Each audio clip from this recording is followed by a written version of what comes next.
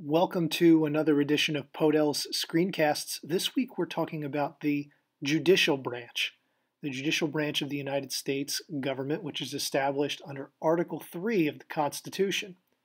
Article 3 creates only the Supreme Court of the United States, which cannot be changed by Congress, but it does give Congress the power to create what we call the inferior or lower courts.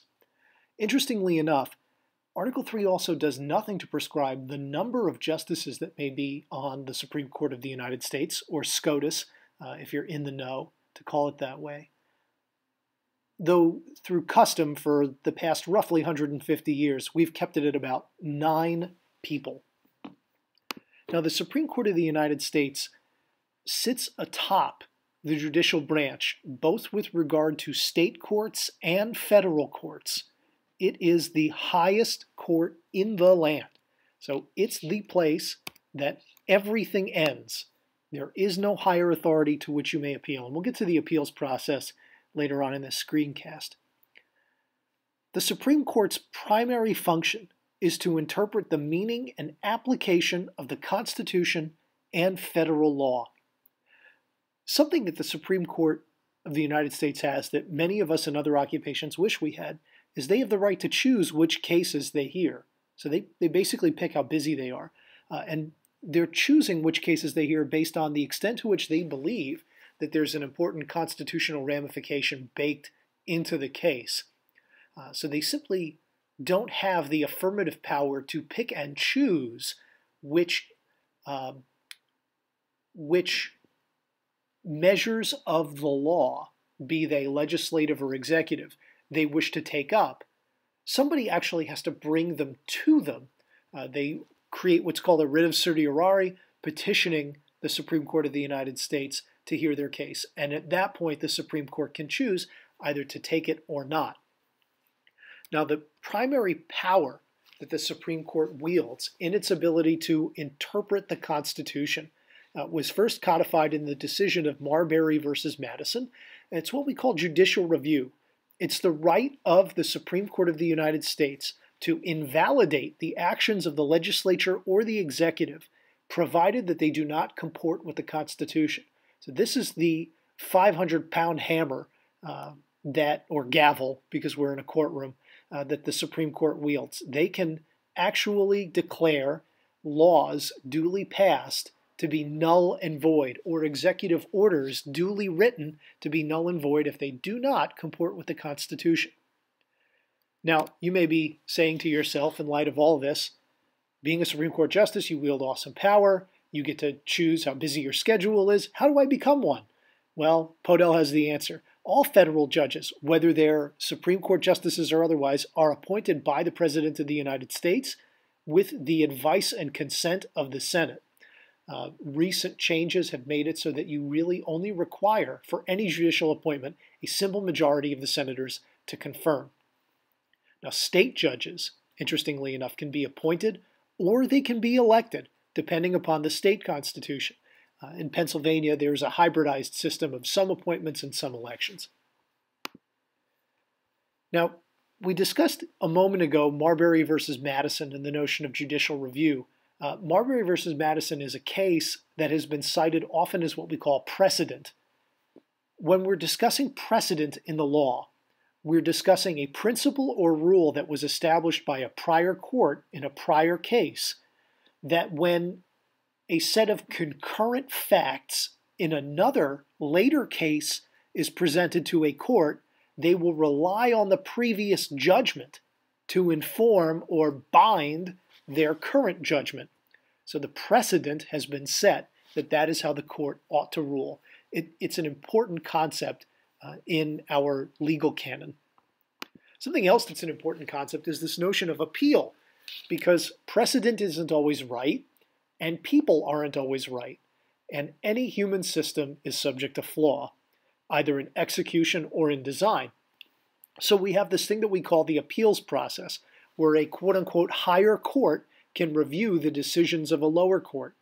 They're often requested by parties seeking to reverse the lower court's decision, used to correct errors of court officers, such as judges giving inappropriate instructions to a jury, or admitting a piece of evidence or throwing out a piece of evidence on inappropriate grounds, attorneys acting in bad faith, or jurors acting in bad faith to the process. They're also used, the appeals process is also used to clarify interpretation or application of the law in a given context. Now, the people that occupy those judicial robes tend to fall into one of two philosophical camps. And this is important, and it has ties to partisan political issues. One way, worldview philosophy, judicial philosophy, if you will, to interpret the law is what we call strict constructionism. Strict constructionists believe in a very literal, narrow definition of the Constitution and the powers which it grants to the government. Strict constructionists tend to be held, or are views that tend to be held by Republicans, and Republicans tend to appoint them because of their belief in a limited role for the federal government. Those that would subscribe to a more liberal interpretation of the Constitution and comport with the philosophy of the Democrat Party tend to view the Constitution as a living, breathing document whose meaning can change and does change with the times to which it applies. So it provides the federal government or state governments with a greater degree of wiggle room to better suit the needs and fit the needs and serve the needs of the populace that are electing those representatives and in whose name the government has been constituted. Now, what both can agree on, and has been discussed in another screencast, one of the principles that informs the legal system of the United States that really needs to be considered is this notion of equality before the law.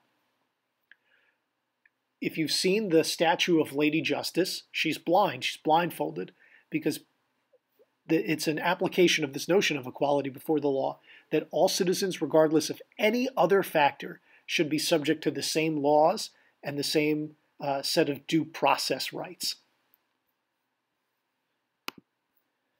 Now, a little bit of technical vocabulary for you to understand. The notion of a decision, when we're talking about decisions in the law, we're talking about the ruling of a court in a particular case that's issued by a judge or by juries as appropriate.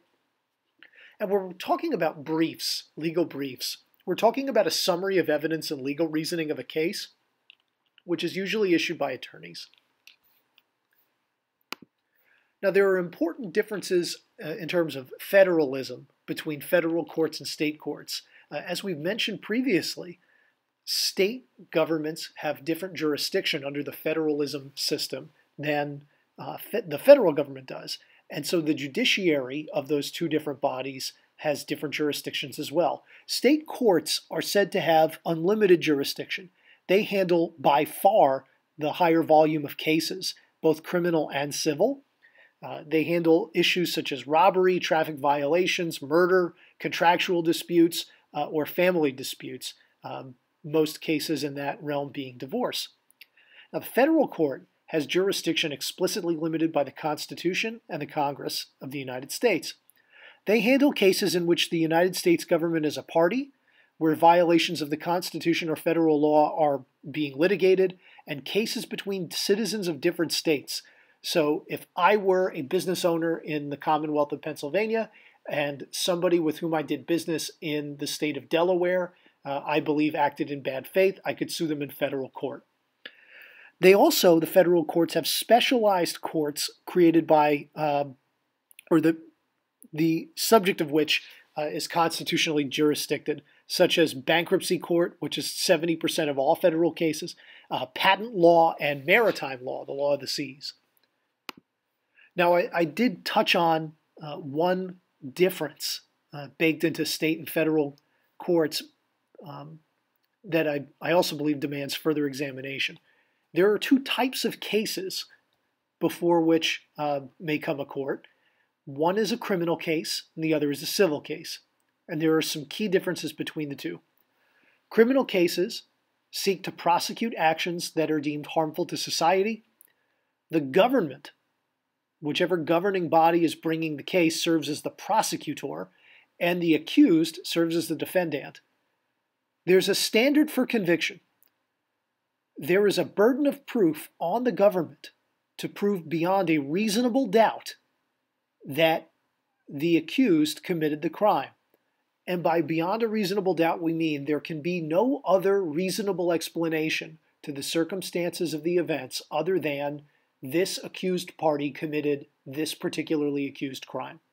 That's important to note, because in civil cases, the burden of proof is very different. The standard for conviction is what we call the preponderance of the evidence, which just means more likely than not.